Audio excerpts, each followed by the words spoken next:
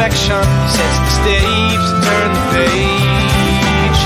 At the raising of the curtain, I am hurting and uncertain of the parts that we have played. Why must the show go on? I can't say these lines again. Why must the show go on? Must I sing this song again?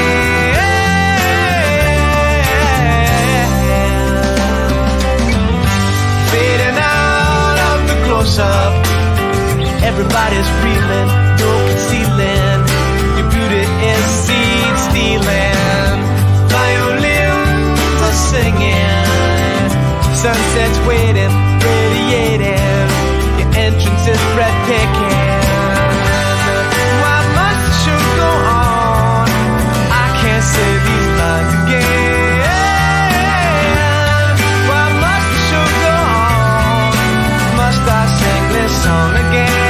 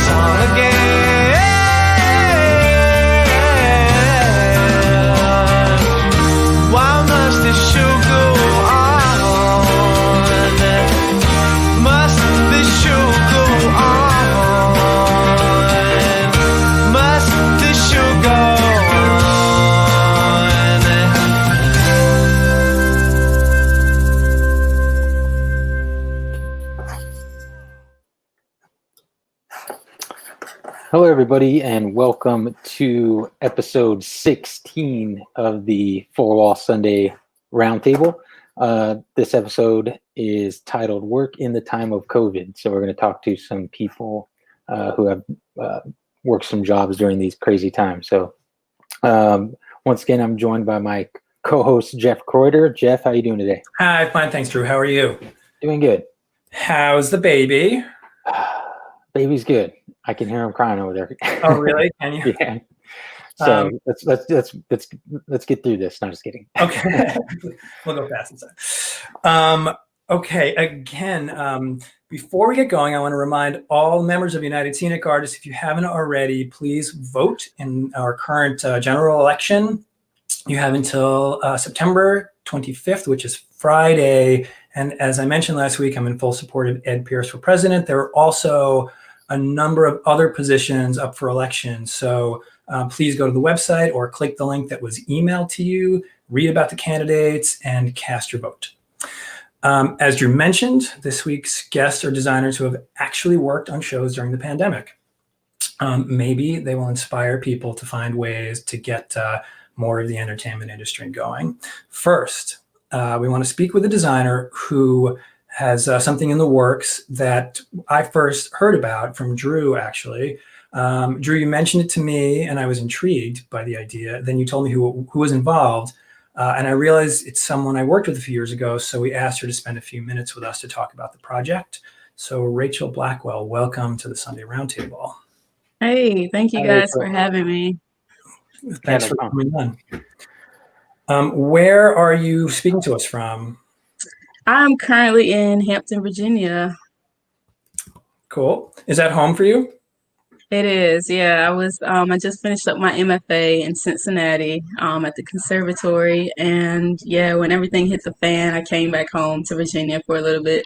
Congratulations. Well, I'm finished, not coming home. Congratulations on finishing your MFA, not going home, because none of us are working. Tell us, please, about your project. Yeah. So like you said, as we're all experiencing, our industry struggle to return to some semblance of normal. I'm sure people have been seeing little outside the box projects crop up here and there. that give us hope, that we will be able to safely return to the theater at some point. And I was asked to curate one such project. In light of the time, it was started by Brandon Sterling Baker, a lighting designer who had the idea to shine a light on some of the things going on in our world right now through the lens of BIPOC lighting designers as they pertain to racial injustices and inequality. So my project, For Women and an Artist, is a continuation of that project. It's unique because in 1966, Nina Simone released a song called For Women, which was both a civil rights protest and a feminist anthem. And so I was alluding to her piece when I named my piece as such. However, instead of portraying the women, as the four archetypes described in the song, my goal was to shine a light on how heavy the Black community is feeling with daily reports of new police brutality against our Black men. So I chose to do this by having four women of a certain age surrounding a young Black man, a visual artist by the name of Rain Spann, as he could easily be any one of their son, brother, nephew, or any other male family member. And then that thought is then compounded by the image of a silhouetted artist, because he's going to be in silhouette the entire time, to kind of show like a faceless Black man. And he's going to be creating his emotional response and his reality to both what's going on around him on stage, as well as what's going on around him in the world. The four women have each prepared a piece. It's either song or prose, and the content spans from 1926 until now. And it references timely topics, again, such as racial discrimination and inequality. And then the entire piece is going to be framed with a pre and postlude created by a dear friend of mine, Donald Allen Lee III, who is a Black classical solo pianist. And at this time, we're still looking for some additional financial support to pay the artists for their time and their efforts and their work. So if you guys want to help with a monetary contribution, you can find two ways to do so on my website under the Special Projects tab. And there you can also find some more information just about the artists involved, as well as the Enlight project as a whole. What is that email address? bnrlight.com. Yeah, and I'll make sure we'll comment that. So if anybody wants to click on that, and we'll make sure they have access to that for sure in the comment section. So great. I'll put this up so we can see the date and where. Yeah, it's going to be October 17th at the Zyder American Dream Theater, which is located here in Virginia Beach. And the event is going to be pre-recorded to be released online, Instagram, Facebook. It'll be on my website. It'll be on the theater's website. So you can check it out. Great. I will check it out. Can't wait. And we will have you back on the show, right? Yeah, Drew, we'll after it happens, we want to bring you back to talk about how it went. So I'm really looking forward to that. Thank you so much for taking the time. Thank you. Thanks, Rachel. And everyone, go to the website. Yeah, thank you, guys. All right, we'll talk to you soon. Talk to you soon. So I think we should bring on some panelists. What do you say? We had. It's amazing. We've had so many like little technical problems, and every time we start the show, we're running around crazy. And the Emmys are tonight, and I can't imagine how what we do with four people trying to get them on. It's amazing that they're with 140, but go get them. Everyone tune in after this. Tune in. All right, well, let's bring in our first lighting designer of the night. He was on episode 1, so we're excited to have him back on episode 16. One to start off though, Otis Howard isn't able to join us tonight. But we look forward to having him back on because I'm really interested to learn about all the NBA bubble stuff. But hopefully we can have him on soon. With that said, let's bring on Ken Billington. Hello, Ken. Hi there. Hey, Ken. And second is Laughing at the posters behind Ken. Did you change them from before? This is they're great. Yeah, I added a white. So everybody knows I have built an office in my basement, and I grabbed old posters out of my office in New York. So my career looks very eclectic, and like maybe I haven't worked in the last 15 years, but anyway. So I love that you can probably choose from hundreds of shows, and Shatner's World is very prominently displayed. Yeah, very popular. You had to be in New York. You had to see that quick over that weekend. It's going to get new life now. You just watch. Right. Okay. All right. Well, Dr. Doolittle. Our second lighting designer is Sooner Routhier. Hey, Sooner. Hi. How you doing? Happy belated birthday, by the way. I know I told you prior to the show, but I'll say it again. Thanks. Since we're live, so happy belated birthday. All right, and last but not least is lighting designer Michael Veerkamp. Hello, Michael. How you doing today? Hey, guys. Thank you so much for joining us. Let's get going. Ken, you were on our first episode, and we really sort of launched in right away with pandemic-related questions, as we did for the first few weeks. And our viewers are actually from a lot of different areas of entertainment. We realize that they don't always know who all of the guests are. So, Ken, those of us in theater, of course, know who you are. But for everyone else who might be watching, can you tell us where you work and what kind of projects you primarily do? Sure. I'll do it quickly. I always think of myself as a Broadway lighting designer. I've designed over 100 Broadway shows, 100 off-Broadway shows, operas. I decided to branch out a long time ago, and I do architectural lighting all over the world. I do concerts, not concerts like Hugh Jackman and Shirley MacLaine and Margaret, people like that. And opera, ballet, theater, and spectaculars. Radio City for 27 years, ice shows, Busch Gardens, SeaWorld, the Disneyland, Fantasmic. So a lot of, I do it all, and some television too. Yep. Well-rounded. See, there we go. That's why we didn't ask the first time. I think we do it. Why do we have to explain it? Sooner, how about you? Where do you work and what do you do? I primarily work in the concert industry, touring, live entertainment, a lot of music. It's been a mixed bag of genres throughout the years. I've done everything from Kiss straight through to I'm working now with Coldplay and Muse. It's been pretty cool. Like I do anything from like a small club show straight up to a stadium show. So very cool. lucky.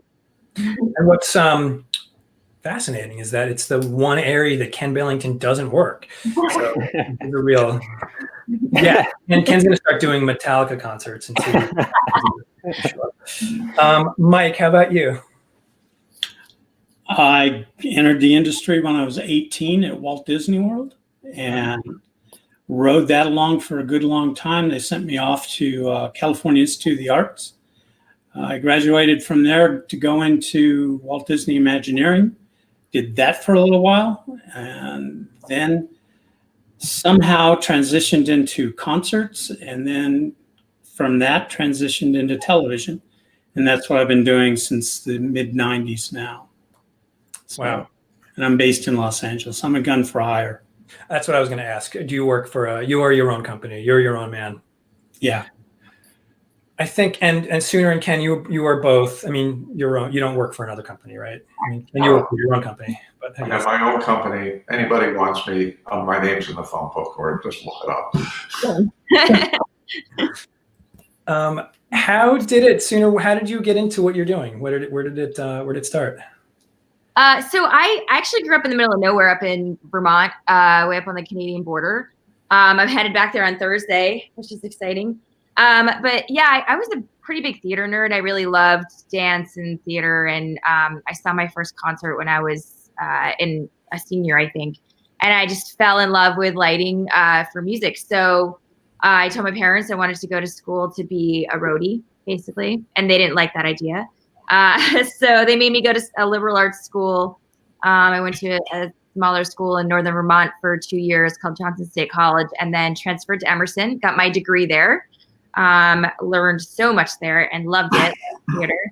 And at the same time, I was working for a regional lighting and audio company called Rainbow Concert Productions in New Hampshire. So I learned a lot there, trial by fire. They really let me just explore lighting and tech. And yeah, I got my first tour from that company. So, and that was it. Never looked back. Cool. Ken, how did you get into it? I turned the lights on for the 4th grade play, and honestly, that's all I've ever wanted to do since. When I made it to junior high school, I joined the stage crew, and in high school, I lit the community players, and then could not get into college, so I wrote Theron Musser a letter and went to work as her assistant when I was 19, working on Broadway. And I retired from assisting at the ripe old age of 23 and started lighting Broadway shows, believe it or not, and off-Broadway.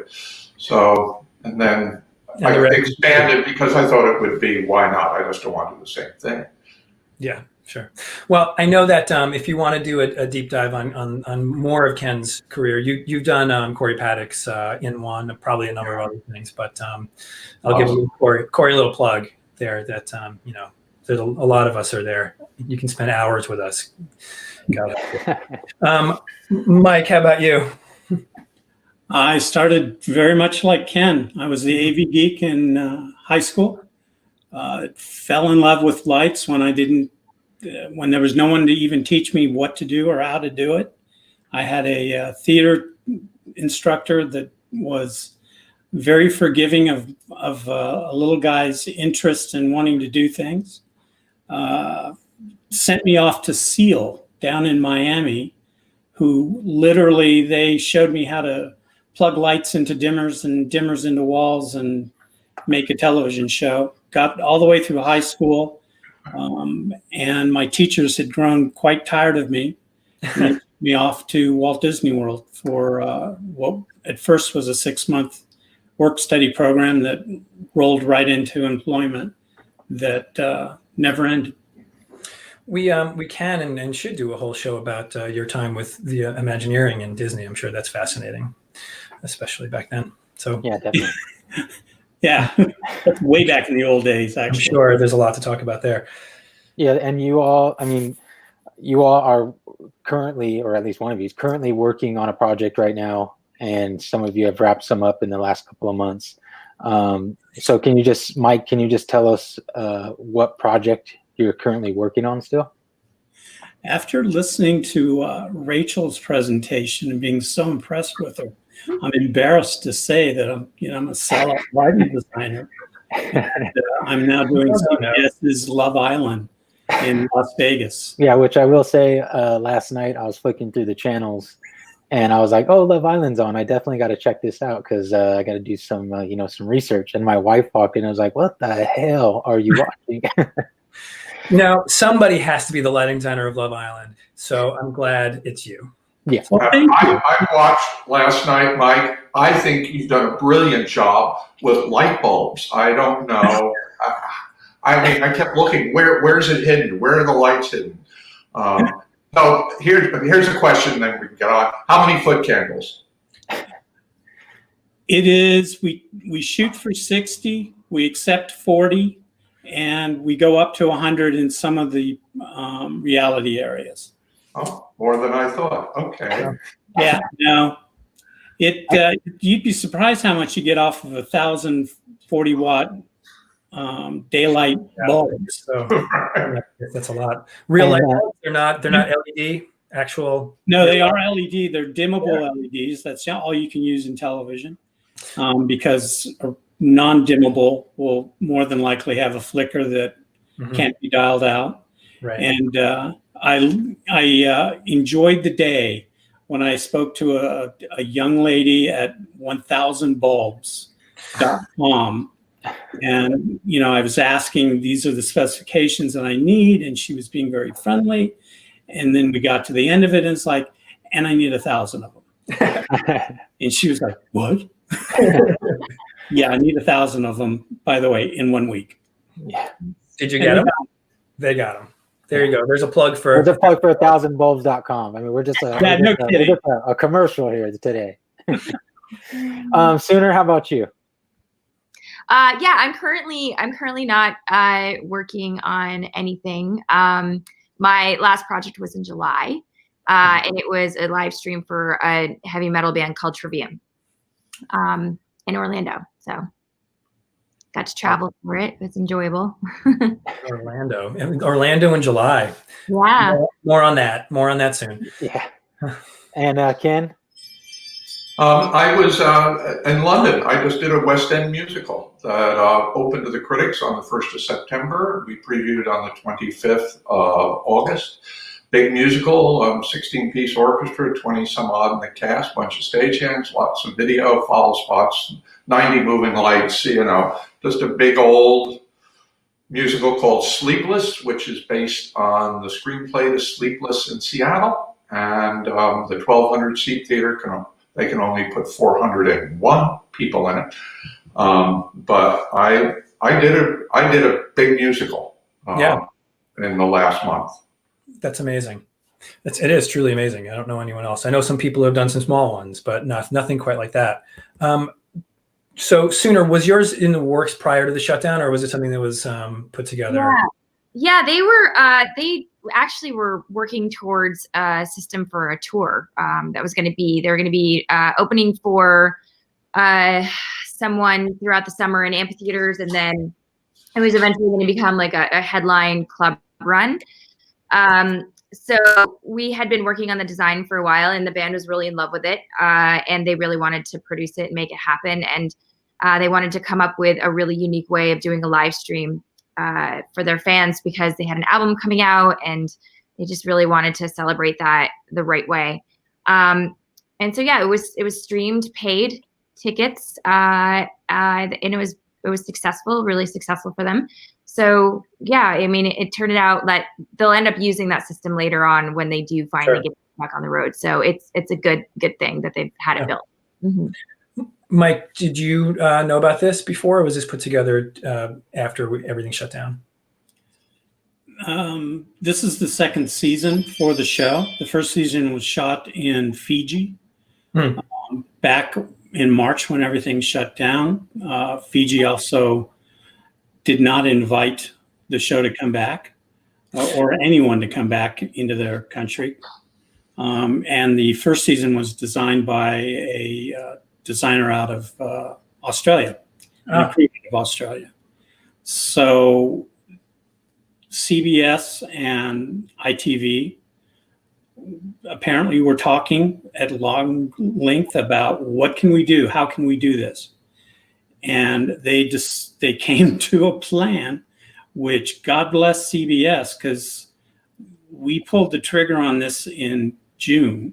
Wow! And COVID was still it was definitely more scary than it is even now. Yeah, sure. And at that point, we and an ABC competitor were the only two shows preparing to go into production. They gave me, I was hired over a weekend, and then I was given 2 weeks while at Walt Disney World, how appropriate, to design the show. You can go home again. Send it to my assistant in New York and my gaffer here in Las Vegas to work out the details of equipment orders. And before long, we were all in quarantine. Before long, you were buying bulbs and then quarantine. Yeah. Yeah, that I could do from Walt Disney World. Easily. Yeah. Ken, we know from episode 1 of our show that you were working on Sleepless before the shutdown. They tore you away from your tech table. When did they decide to bring you back? And we stopped the 18th of March. We had teched the opening number, the first 25 light cues, and then had done a SITS probe, and then packed up and came home.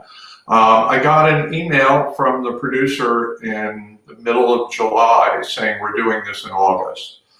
And I said, I'm not buying the ticket yet, but yeah, he did it. And how he did it is he found a company, it's a Polish company, a well-known company, who created, they do testing, COVID test with results in 40 minutes. So the entire Sleepless company, actors, musicians, stagehands, creatives, we were tested every single morning before we went into the theater. And I was tested 17 times in 3 weeks. Wow. And so we were probably the safest place in the UK. Yeah.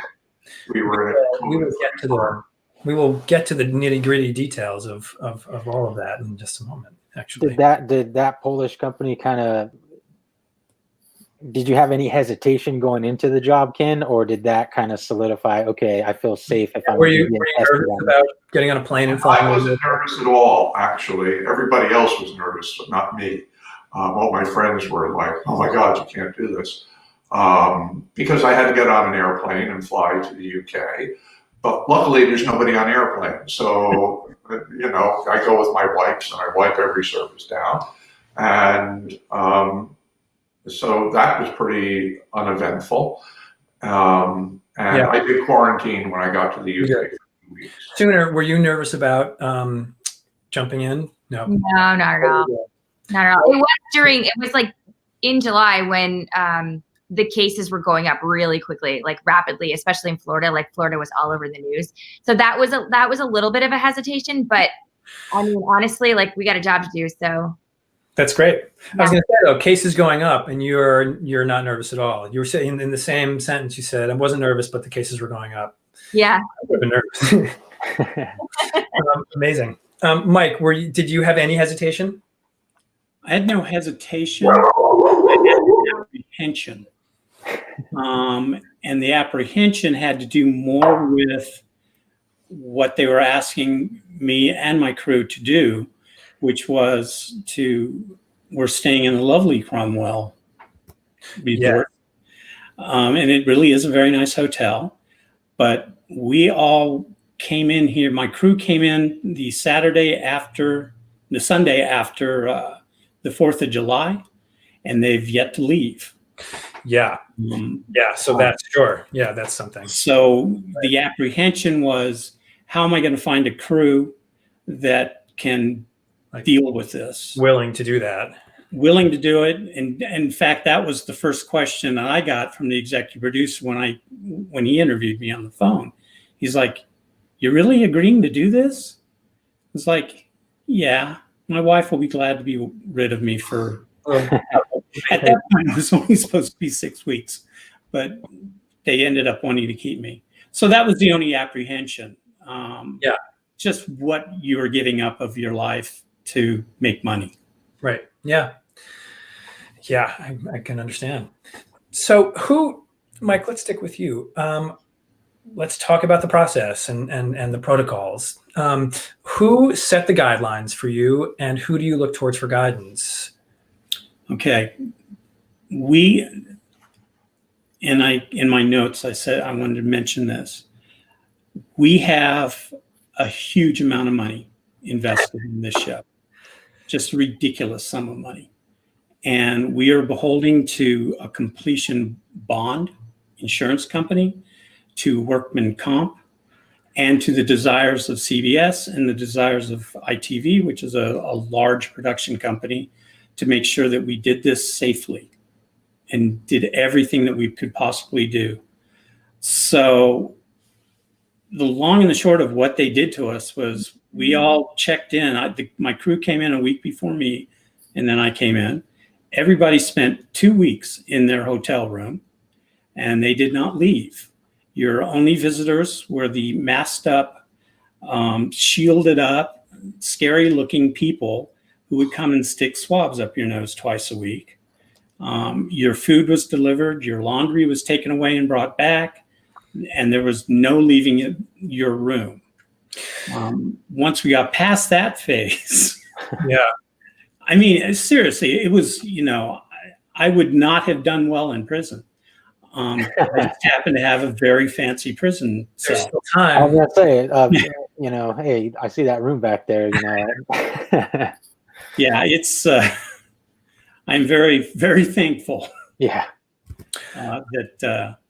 But the long and the short of it was, when it was all being presented to me, it was like, well, we can do this, Yeah. and I'm going to put 20 electricians to work and put a shop back to work, and all of that. And at the point when we were trying to put this all together, I had trouble finding a shop open Sure. that could even deal with our schedule. Yeah. You know, you're saying, hi, I need 2 semis worth of equipment ready in a week and a half. And they're like, no. Yeah. And even the big boys couldn't deal with that request. So, Sooner, were there safety protocols? Was there an agency that you guys looked to? Who set the protocols for you? The venue handled most of it. Also, I have to apologize for my dog. She's a very ferocious Borkster. Sorry about that. We're a dog-friendly show. Yeah. Cat friendly. Protect me from the garage doors that are opening in my neighbor's yard. So I don't know. They're very dangerous garage doors, apparently. We did the live stream at Full Sail University in Orlando, which was really amazing. That was actually the school I wanted to go to when I wanted to start in the industry. And so this is the first time I'd ever actually been there, which was really cool. But they handled everything, and it was really, really, really well done. Every day we would walk in the building, there was temperature checks. We had to sign some forms. Everybody was required to wear a mask at all times and stay as far away from one another as possible. Pretty minimum crew. There wasn't a lot of crew in there handling things. Like, they got everything set up, and like, it took a lot longer to load in and a lot longer to get everything working and operational. But, you know, it was just because there was like less people there. But I felt completely safe. It was, I thought they handled it so well. There wasn't a different agency. It was just done by the university themselves. The university, and they were probably answering to maybe the state. Who knows? Yeah, I'm sure. It did not feel like there was a massive influx of COVID cases in Florida when I was there. Like, it just felt like the same way it was here in Nashville. So, And Ken, you were outside the country. Who set the protocols for your show? Once the producer found the test, he went to the theater, which is the Wembley Park, Troubadour Wembley Park Theater, which is in Wembley Park, but it's considered a West End theater. And it's an old sound stage where Britain's Got Talent came from. Anyway, it turned into a theater. So the theater set up the theater protocols. So what you could do in the building was set by the theater. Equity set some things. And then we did have a COVID supervisor who just checked, but everybody signed on. It was really interesting. There was no bitching, moaning, complaining, ever. Everybody just did it the way we were told to do it, and we got back to work. I'm sure everyone was very happy to have a job, part of it. Absolutely. Sooner, you mentioned that it took longer to load in. Can you explain that? So how was the size of the crew affected because of COVID? What did that mean? Yeah, I wasn't too involved in the production management side of it. There's an incredible production manager for the band named Charlie Bybee that took care of everything. I mean, I really wanted for nothing the entire week I was there. But, you know, I think a lot of it also was, it's the first time they ever set up that show. You know, normally in a touring situation, it's a finely tuned machine and it goes in really quickly and it's not a problem at all. But I think it was just, you know, they just kept the numbers down. We had time. We had a lot of time in the space to be able to make it happen. So everybody was just being cautious and making sure that they were doing their due diligence to be safe. Did you design knowing that you had a smaller crew? Did that go in? Was that part of the process? No, I mean, we used the in-house rig of the theater. I think they had a wrestling group in there that was filming the entire time. So we used their rig in the air and then just brought in the carts. But you know, it was designed originally to go in quickly for an opening act slot on a rock tour. So, you know, it already was inherently designed to be able to be pretty quick and efficient to get on stage. So, yeah. Mike, how about you? Did you design to COVID knowing you'd have fewer people, or did you guys just have more people and more time? How did that work? We had all the people that we needed. We were having to design more to the fact that we were going onto the roof of a building, which brought in and of itself lots of interesting challenges. I'm now an expert at designing and lighting a show that's in 115 degrees.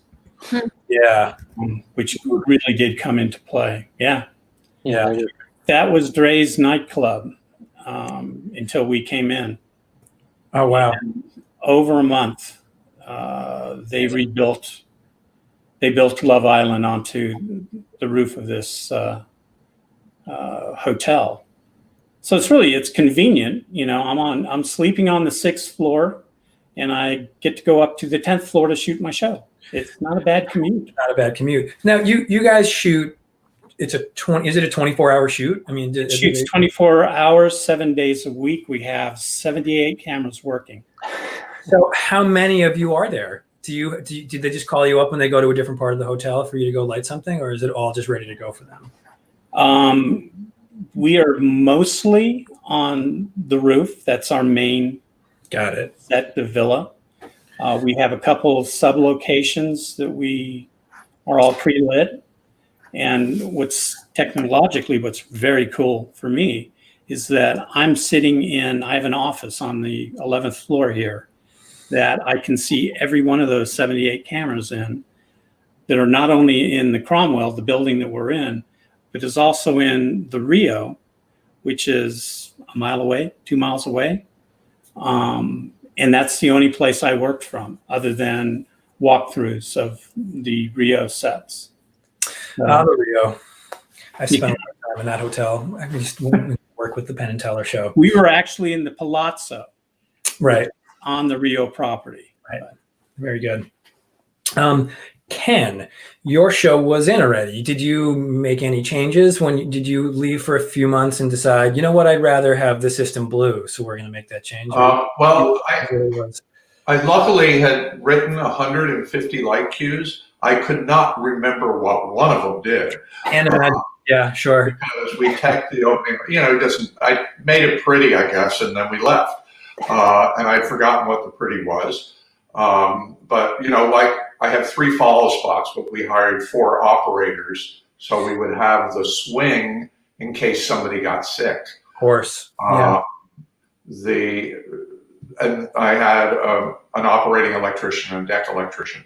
But the show was up and we came in a day when we finally got the building and they turned the rig on. And the 2 moving lights that were busted in March were still busted in August. They changed them out. And we just went on. So it was really, they checked all the motors because there's, 100 and some odd chain hoists, which all had to be checked. The rig had to be checked. The video had to be checked. But it was basically checkouts. The cast showed up. I went away while the cast tried to remember where they stood because they rehearsed on stage.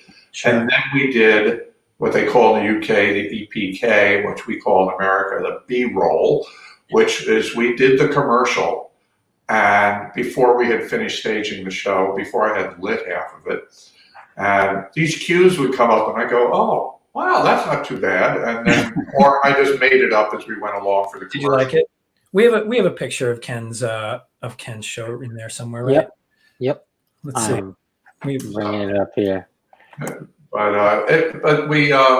That's not Ken. That's not Ken. No, that's not Ken. That's the process of getting into the building. I don't know if you want to do that. We'll get there. Ken, did you have to quarantine when you arrived there? Did you have to spend 2 weeks away from everyone? Yes, I did quarantine. I quarantined at the producer's home in Bournemouth, which was, a 19th century dairy. So it was. I went on vacation and enjoyed myself, and then drove up to London and went to work and lived in a Hilton hotel a couple of blocks from the theater. So you talked about the file spot operators. You had an extra one. How about your staff? You usually have a healthy staff of assistants and electricians. Did that get diminished? I had my associate who had been with me, Dale Driscoll. Then I had Victoria Brennan, his programmer, and we had been there before.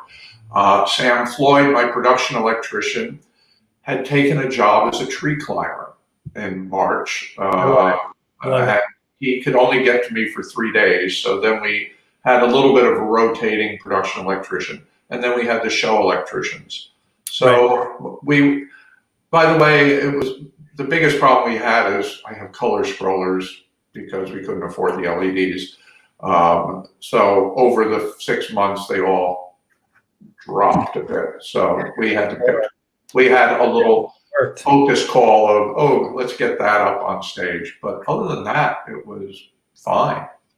We've in previous episodes, we've had electricians on, and we've had associate designers on, and we always ask everyone, what's the number one thing that you're not happy to see disappear? And color scrollers wins by a mile every time. Now more color scrollers seem to be making this show pretty often. It's a theme. It's definitely a theme. What was interesting, when we did it in March, I started looking for equipment in January. Yeah. And there wasn't anything. Sure. I mean, every shop, because there were so many shows out, I sort of said, well, they got 10 of those, whatever.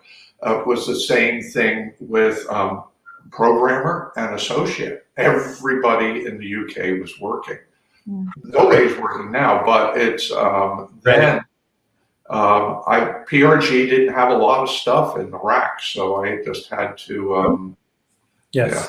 That was the interesting part. It was but we did it.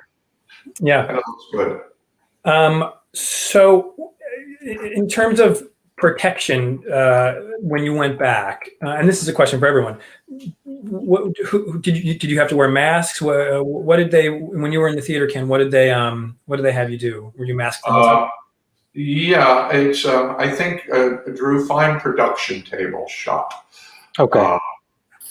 We were all, it was a COVID-free zone. So, but the theater said in the front of house we had to wear masks. Sure. The actors did not have to wear masks. Sure. Right. Then we took the theater and there was a cross aisle, and where remember we used to have a candy bowl on the Sure. Gone is the candy bowl. Do you have any mints and some sanitizer? Thank you. We were in the lighting bubble. So our 3 tables were there in the cross aisle, and we had velvet ropes at the end, and that was for lighting. Nobody else came into that zone. The director had their zone, video, sound, automation, stage manager. So what made it awkward is where we usually run to other tables to talk to people. I couldn't run down to the director and say, can we pull that guy away from the staircase? Something you don't want to announce. Right. You can't have a conversation about it. And vice versa, the director could not come to me. So finally, the director just wore a headset the whole time so we could converse there. Sure. I could not go on stage when the actors were there. Right. And so I'm on a turntable and just trying to figure out how to get a light between whatever I had to get it between. Where normally you go up and go, okay, turn on First Electric 3. It was a lot of hunt and peck. Yeah. And if I went on stage, we had to change our shoes. We had to have theater shoes as opposed to street shoes. Wow. Because you bring all that in on stage, and we have kids, and they got on the floor. So it was all the stage managers were on stage, but they wore masks.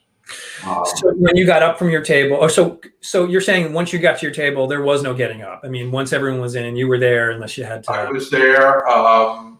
Yeah, and I would talk to everyone headset. And sometimes it was just, hey, director, pick up your headset. And Right. they pick it up and Yeah. stuff like that. And no, I never went to a stage manager. We did it all on headset. But on the dinner break, we would all go to the lobby or outside. We took our masks off and had dinner and chatted with everybody. But we were outside. We just were. So you were outside. Got it. Yeah. Well, that's good. At least you were able to see everyone's face outside over a meal. Right. Not that COVID could ever spread that way. There's the weird disconnect. Right. And the other thing was, once we were in the building, a little like Michael, we could not leave. We went home at night, but we came in at 9 in the morning and we left at 10 at night. We had to bring all our food with us. Sure. So we brought lunch and dinner, snacks, water, liquids. All with you. There was one microwave in the theater, so I had a lot of sandwiches and chips. Kind of like quarantine, huh, Ken? Kind of like prison. No, I'm kidding. Mike, we're in your world over there in the bubble, does anyone have to wear masks, or are you all just free to walk around because you've been with each other the whole time? Everyone wears masks. Everyone, we sanitize our workstations at least twice a day.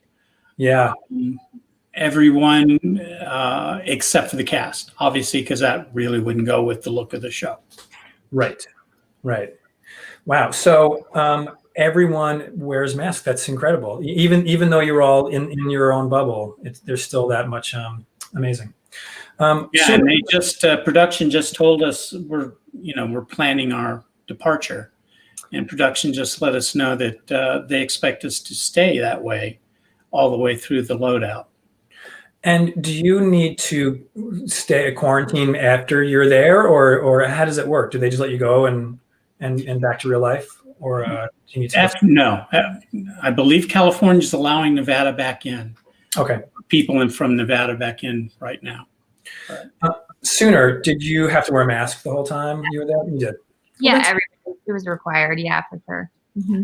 And what was as far as your team goes, was it the same number of people who work with you as normal, or did you have to make any adjustments for, aside from the loading crew from, Yeah, I brought in Matt Casey. He was programming video and helping with server and helping with lighting programming as well.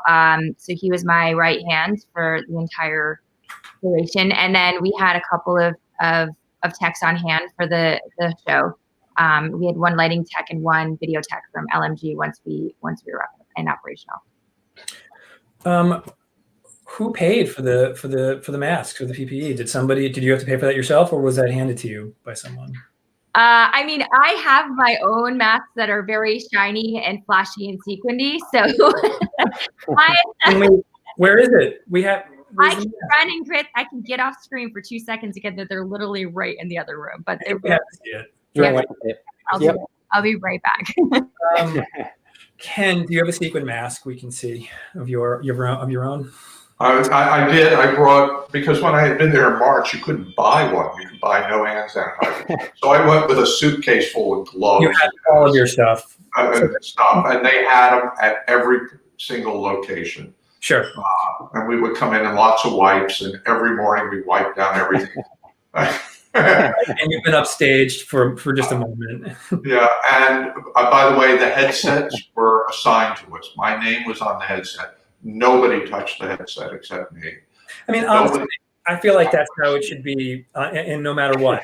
Really, I mean, the fact that I pick up a headset that who knows who wore 1,000 times has always been a little freaky to me. So I say assign your headset anyway. Right. And even when we got into previews and then we started setting the table up every day, it was the same setup and the same headset.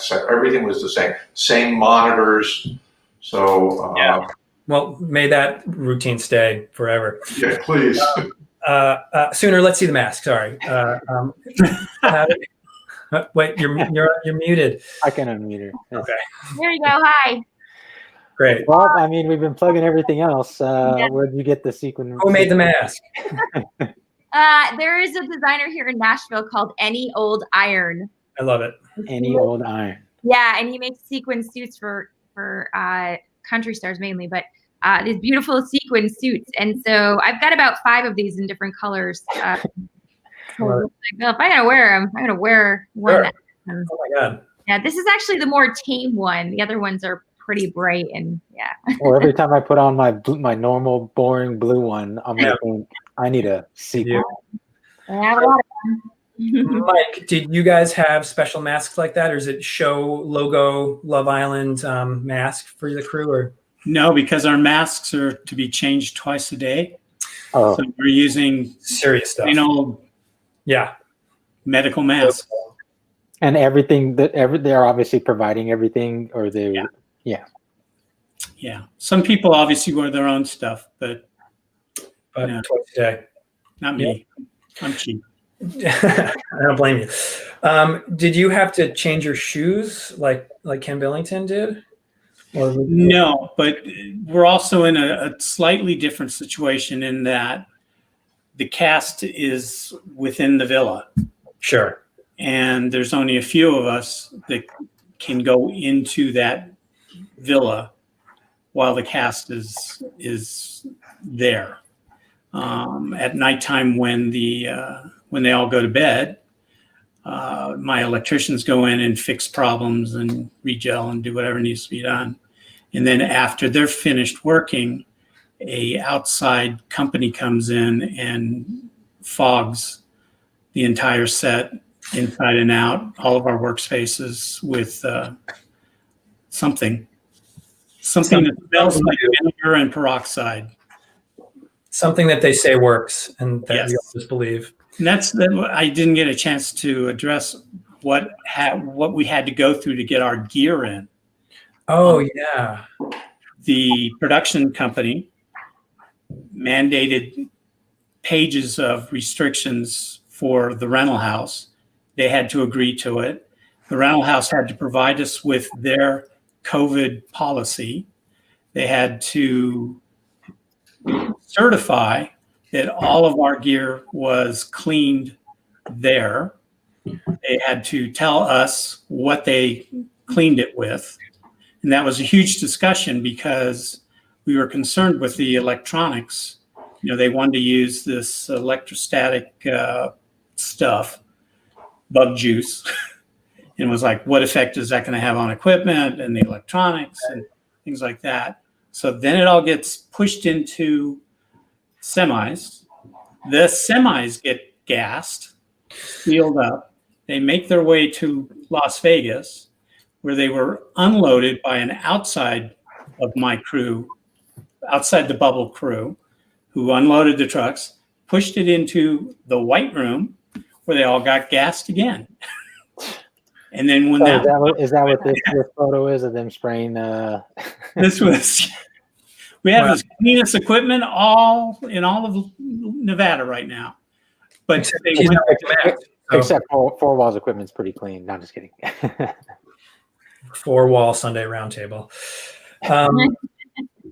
That's amazing. What do you don't know what the substance was that they were shooting all this stuff up with? Again, if I had bothered to read it, they had to send us the MSDS. Yeah, sounds like the safest place around. Just hang out on Love Island, everyone. Drew, are there comments? Is there anything that anyone? I mean, we're just getting not really, just a lot of comments, but not necessarily any questions. People can ask questions. There are comments I've seen. I think all of our guests should go look at the comments afterwards. But sooner I will say that the MetLife Giant Stadium stagehands say hi to you on our. Miss you. Soon enough. Drew, it might be interesting looking at some of the pictures I sent you quickly, and I don't care what order. I'm not trying to, but people can then see, like, I think it's washing down the lights. Yeah. And Ken, you're the only one on our panel that had an audience in the theater, so I'd love to talk about. And if you go to audience, there's like 7 pictures audience. Yeah, those are it. And if you just It's honestly, Cool. So Ken, while Drew's bringing it up, what was you said that it's a 1,200 seat theater and they sat 401. 401. How did they? First of all, how did they determine the number 401? It was a third, basically. I see. Yeah, basically. So audience one, if you go to audience one, and we're going to step through these rooms. So every time the audience came in, they had to do the code. And before you could get through the front door, into the courtyard, you had to put in your name, address, contact info. Then after you did that, going to the next picture, they took your temperature. Amazing. Then the next picture, they did a bag check without touching your bag. Then you got to take a bath in sanitizer. Then everyone lined up to go into the theater, but you can see everyone's space properly. And then the next picture is the auditorium. And if you see those red things on the seats, every one of those seats that has a red X on it, nobody could sit in. Mm-hmm. And they added extra aisles. There were basically only 2 aisles. They added all these aisles because if you're sitting, you never cross anybody. So if you're in the second row on the left of your screen, you'll see 3 seats. There's nobody on the other side of you. You go back a row, there's 2 on that one end, there's 2 on the other. The next row has 4 in the middle. So nobody ever had to cross anybody. Yeah, it's smart. So you can see how they were seated. And then if you go to the next picture, you can see a full house. I think there's one more there, right, Drew? Yep. Yeah. And this is a full sold-out performance of 401 people with a lot of empty seats. Nobody could change seats. Everyone knew that. The audience was just as respectful of all this as everyone else. So, so Ken, speaking of the audience, did they appreciate what you were doing for them? Did you hear any of them talk about that? I mean, it was great, but did they like it even more because they got to see something that no one, Right. They all wanted to be there. Nobody knew how to behave. That first show was really interesting in that nobody knew what to do. And then with everyone wearing a mask, the laughs are, you can't hear the laughs. It's a comedy with 400 people spread out over the football field. Yep. Applause. They all applauded, but it wasn't like, they really loved that number. They did love it, but if you're not being, if there's that, the herd there loves doing things together. So, and the actors, when I talked to the actors, what they found really odd, all they saw was a sea of blue. So they couldn't see the faces of the audience. So they didn't know if they were smiling, if they were bored, if they were unhappy or asleep. So they just had to figure out, I guess we're doing a good job, and we sort of hear some laughs, and the show got great reviews and is a hit. But it was the audience. By the time we did the second or third show, they were fine. Matinee ladies, by the way, go crazy for it. And in the evenings, they were there. And by the way, everybody has been. Every producer in the West End, and Andrew Lloyd Webber was there. Everybody was there. On opening night, 60 critics came. That's 120 seats out of 400. Right. But we got to remember the critics have been out of work also. Sure. I'm sure they were dying to see anything. So, so is it the only show running right now? Is it still at the moment the only show? Still running. It closes next week when it's going back to being a TV. The BBC's taking it to turn it into a studio. There's a couple of one-person shows on the West at the Old Vic. There's a one-person show at Regent's Park, which is outdoors, is doing Jesus Christ Superstar. Great. That's it. So sorry, go ahead, Drew. I was gonna say it'll be interesting to see if any other industries try to do something like that. If you go to the grocery store, some people can't even follow the aisle lane things. I know, the lane directions. Go ahead. There's a question that just came in that I want to bring in, but before we do that, Ken, Are they? I assume someone's keeping track of the audience and whether there have been any viruses that are spread from the show. Do you know any of that information? We have not heard that, and you can't mix with the audience. So our production seats were the last row, and we had a ladder that went up the back, so we didn't go near the audience. If I went down to sit in the 5th row, then I could never go back to the console. I couldn't go backstage. I had to walk out with the audience, so I had to take my stuff with me. I'm curious, I'm also curious to know whether, if the virus isn't getting worse because people are seeing the show, maybe more shows can open up. This seems to have worked, right? It worked. So, it did work. And everybody, it was a unique building in that it was a sound stage, which had a big lobby. And I think there's 20 some odd stalls in the ladies' room. So, it isn't, the intermission is not this backlog, and it's only 400 people. Yeah. So, and you order your drinks on an app, and you just pick them up. Again, I hope that sticks around also. Sooner and Michael, and this is a question for all three of you. I assume there's some version of haze. Sooner, I'm sure you guys use some sort of theatrical smoke in your rock show. Michael, do you have that in no haze? Well, I get nature. Nature's Las Vegas is haze. Yeah, there's a lot of smoke. Well, there's the California smoke right now. Right. Yeah. Yikes. Bad news. Yeah, we had haze, but I'm in a sound stage which has huge ventilation. So we could suck that haze out in 12 seconds if we needed. The question, Drew, let's bring this question in. So the question is, was there any testing with the haze in the theater to see if it would transmit COVID? People inhaling haze and exhaling haze, or what the HVAC would do. Did you know anything about that, or does haze? No, we turned it on, and it did. We didn't run a lot of it. It wasn't heavy, unless it got stuck on when we were in tech. But and the air conditioning, the air circulation was huge in the space because it's used to having a lot of hot 5Ks in it when they built it. Sure. Yeah. We're running out of time, believe it or not. Yeah.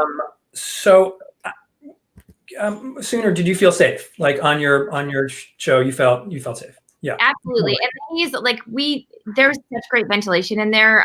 We would have the haze going just enough to get beams, but it was essentially a TV shoot. So we didn't want to go crazy with the haze where it was going to make the camera shots look terrible. So we were pretty low key with it as well. Yeah. Michael, I assume with all of the testing and the mask changing, you feel safe there? Feel incredibly safe. And I will give credit to the IA who worked together with the state, the networks, the Producers Guild, and they all kind of came to an agreement on what is the best way to proceed and have been very, very careful about keeping us safe. And that's why, although we were one of the first 2 shows to go back into production, there's a lot of television being made right now. There sure is, yeah. And that's also heartening. So it's really good.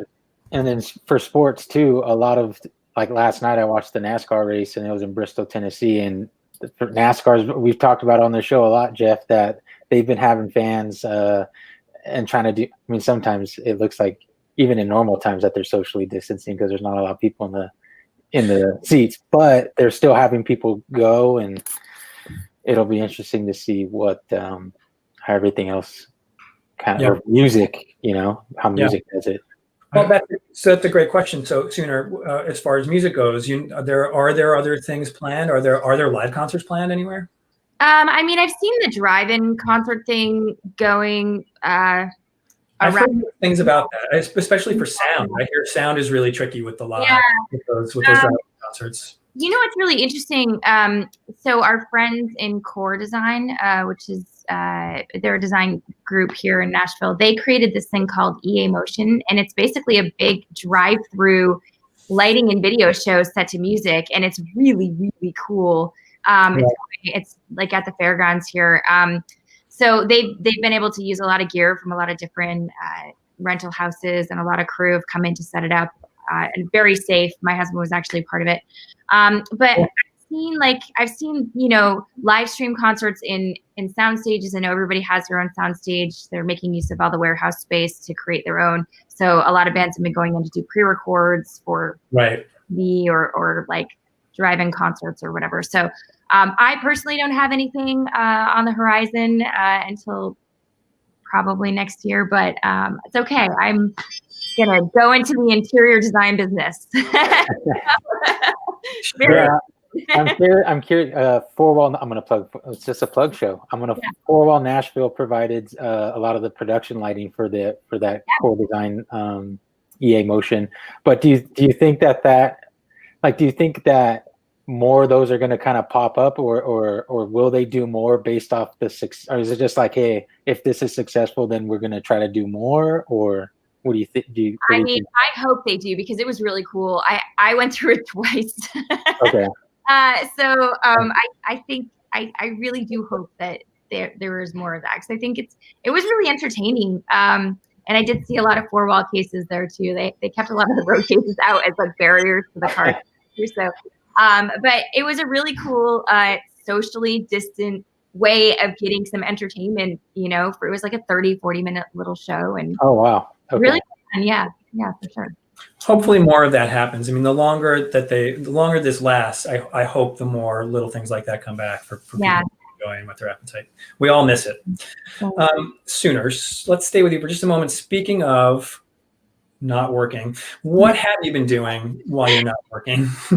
I really am starting a new business. I actually just got it kicking last week. I'm going to do some home staging and interior design here in Nashville. The real estate market's booming, and it's a creative outlet. And I've always loved interiors, and actually finding like interior lighting that looks like art is one of my favorite things. So I'm doing that. But I've basically I've been reading. My husband and I have a home in the Smoky Mountains. We've been spending a lot of time there. Just hanging out with the dog, and we have a little quarantine of friends that we've been hanging out with quite a bit. We had them over last night for my birthday. So, but it's been nice to just sort of like learn what it's like to be home, learn what it's like to be in Nashville, and even though we can't do the things that we love to do in Nashville, it's nice to be home and like enjoy that. So I'm sure, no doubt. Ken, the last time we spoke to you, I think the only thing you'd cooked was pasta. Has that changed? I got better at it. I don't have to read the instructions on it. I got a new gas grill, so that's good outdoors. Hey, that's good. And I now have a new office here. And the one thing I can say, I have now done the dress rehearsal for retirement and will not be attending the performance. Anytime you want to do it, you've earned it. Not that you should, but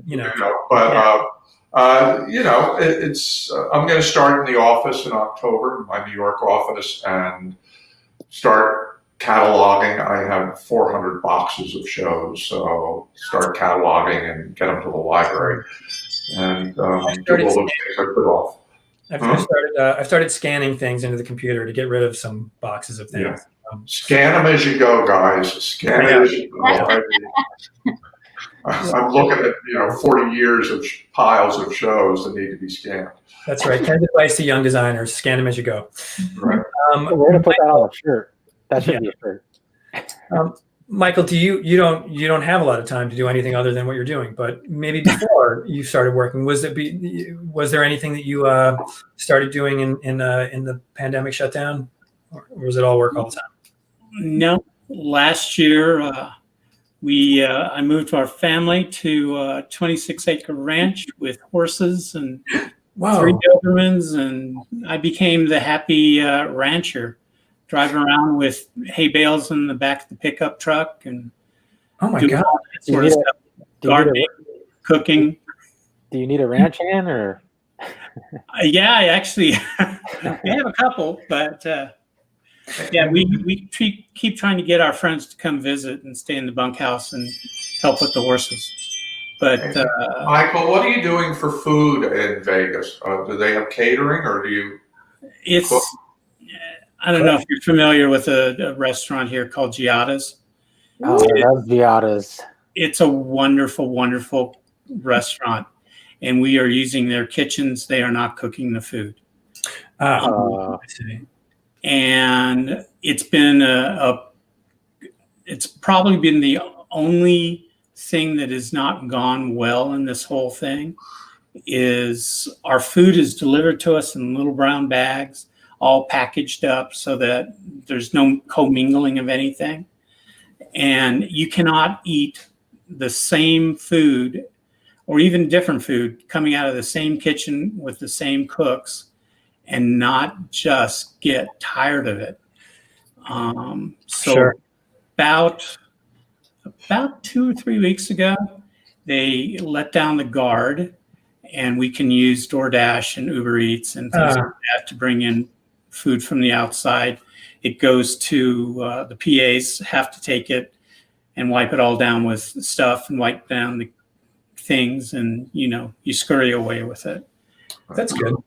Yeah, It's nice to have PAs. I want PAs. we have 486 staff on this show. Amazing. Wow. And probably 60 of them are PAs, and God bless them, they do everything. Yeah. God bless them. So you took the whole entire hotel.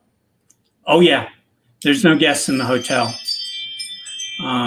Is that sound when something happens on Love Island that plays in the Yes. background? I'm sorry, and I can't turn it off. No. As I was hearing, I was like, I bet that's the show. Something's happening.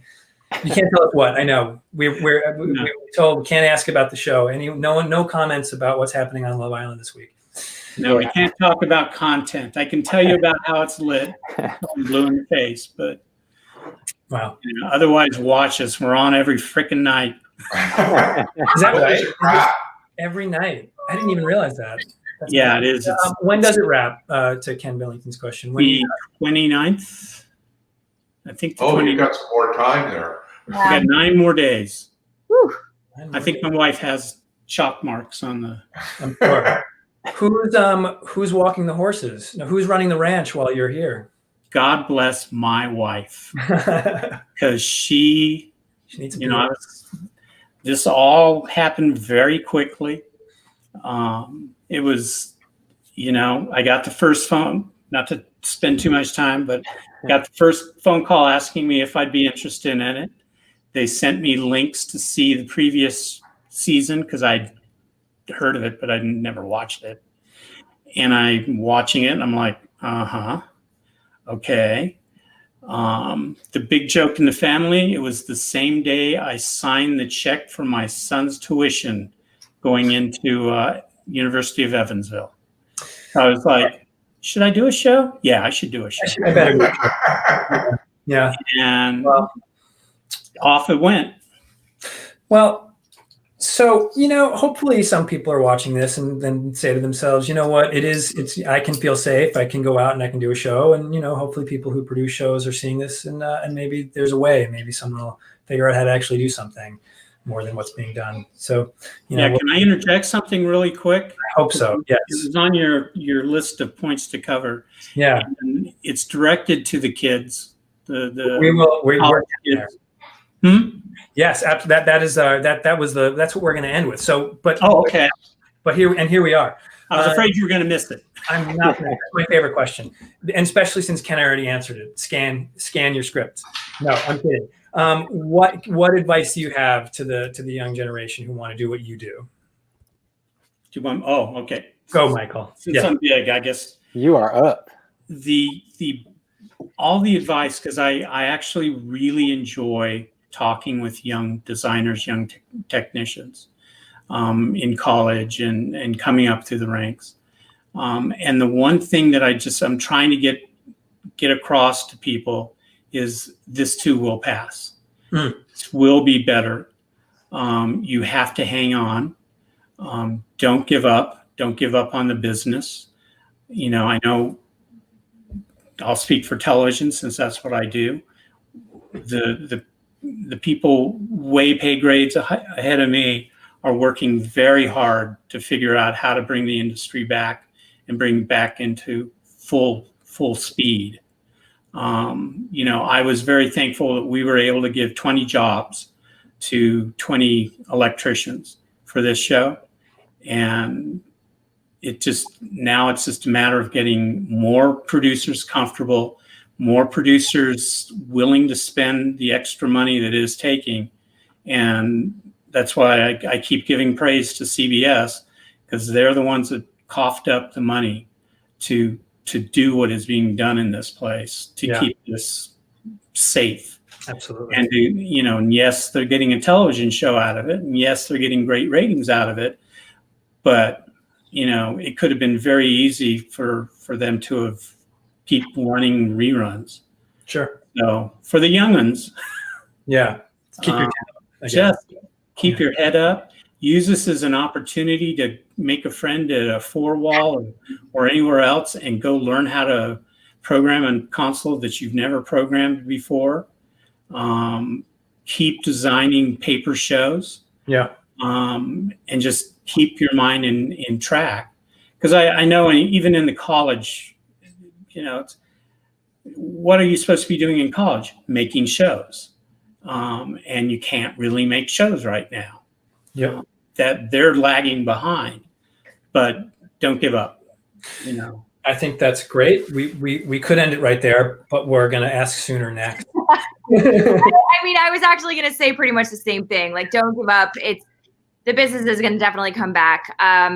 Even though I'm saying that I'm going to go start my own business, it's really purely just so that I have a better quality of life later on. So it's purely my selfish way of getting my creativity out. And to that point, like, keep learning while you have the time to do it, and keep creating, so that when you do come back, you might have a different skill set that boosts your creativity in a different way. And boosts your knowledge in a different way, because you've learned different skill sets from other businesses or other walks of life or whatever.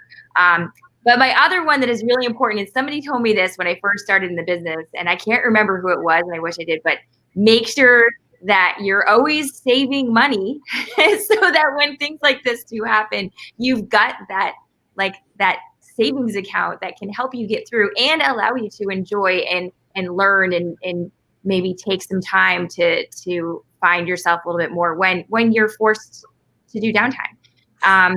That's great advice. And that is, we've done 16 of these now, and no one has actually said that. And that is a really smart piece of advice. It's an important one. If I hadn't done that, I would be in a very, very, very different state of affairs right now. So. Yep, absolutely.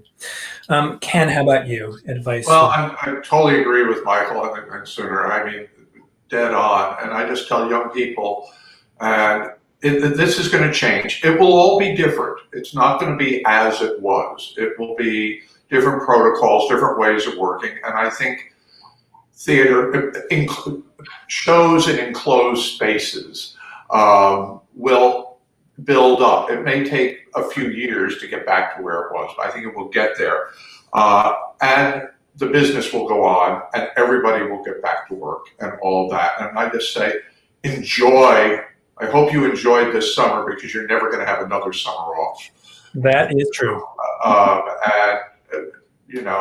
the financial thing is really hard, and it's save. And sometimes it's really hard because it's more fun to go out than to put it in the bank. But sometimes you have to. And I think all of us were there when we were young, working for no money and wondering about next week's rent. But there will be work. It's all going to come back. It will just be as crazy as always. It's just not that at the moment. It's just a matter of time, and hopefully sooner than later it will happen. Yeah. Has to happen. Look at all of us. We have to anything else anyone wants to add or retract or? What I was just amazed at is that a theater producer went and found a 40-minute COVID test. All the governments around the world haven't seemed to figure this out. By the way, accurate tests. And I'm going, this is a guy who produces musicals. Yeah, that's and he's finding all this to make us be able to go back to work. Yep. If you go to your local walk-in MD to get a test now, it's 3 to 10 days or something to get a result. I mean, That's crazy. They say that's changing here, but I haven't seen the change yet. But allegedly that's going to happen on a wider scale. So maybe when that does happen, people will feel more comfortable about going into a room. I know I would. So Sure. Yeah, absolutely. yeah. Thanks everyone. Yes, thank you. And we'll check in with you in a few months and see how everyone's doing. We'll have you back on just for a little say hi. All right. Have everyone. Thank you so much for watching. Next week, Drew. Next week we're going to be on earlier. If for the people who are watching live, I think we're going to start at 5. Yeah, we'll start a little earlier with daylight saving time. I won't have this nice natural light to light me, so we're gonna have to change the time. Yeah. Just kidding. No, thankfully, we're not quite at daylight savings. Hopefully, but when that happens, who knows? God, I don't want that to happen. The one thing about not being able to go to work is that at least I can enjoy the daylight. Yeah. Which is something that I haven't been able to do for 25 years. Okay. All right. All right, everybody. Thank you again, and we'll see you next week. Thanks, guys.